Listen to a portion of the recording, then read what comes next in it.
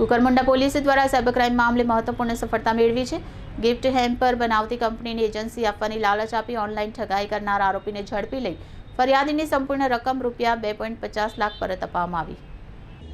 આ કેસમાં આરોપી મોહમ્મદ યુસુફ અબ્દુલ સિદ્દીકી એ ફરિયાદીને ગિફ્ટ હેમ્પર બનાવવાની એજન્સી અને તેમાં કમિશન મળવાની લાલચ આપી હતી। ત્યારબાદ આરોપીએ ફરિયાદીના બેંક એકાઉન્ટ ઉપરાંત તેના પિતરાઈ ભાઈ હસનૈન એનુલ હક મંસૂરી અને મિત્ર ફૈઝાન અહેમદ ઘાંચીના યુપીઆઈ અને ગૂગલ પે મારફત અલગ અલગ સમયે કુલ રૂપિયા 2.50 લાખની ઓનલાઈન ટ્રાન્ઝેક્શન કરાવી હતી, પરંતુ આરોપીએ ન તો ગિફ્ટ હેમ્પર બનાવ્યા અને ન તો પૈસા પરત આપ્યા, જેના પગલે ફરિયાદીએ કુકરમુંડા પોલીસ સ્ટેશનમાં ફરિયાદ નોંધાવી હતી। આ મામલે ભારતીય ન્યાય સંહિતા 2023 તથા ઇન્ફોર્મેશન ટેકનોલોજી એક્ટ હેઠળ ગુનો નોંધવામાં આવ્યો।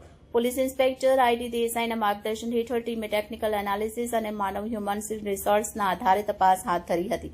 તપાસના આધારે આરોપી મોહમ્મદ યુસુફ અબ્દુલ સિદ્દીકીની ઓળખ કરી તેને તારીખ 20/4/2024ના રોજ ઝડપી પાડવામાં આવ્યો। પોલીસ દ્વારા તેની સામે કાયદેસરની કાર્યવાહી હાથ ધરવામાં આવી। આ ઉપરાંત કેસમાં શશાંક સિંઘ અને ગૌતમ મૂલચંદ ગુપ્તા નામના આરોપીઓ હજુ વોન્ટેડ જાહેર કરવામાં આવ્યા છે। Reporter Hital Kokani, city gold news, Tapi.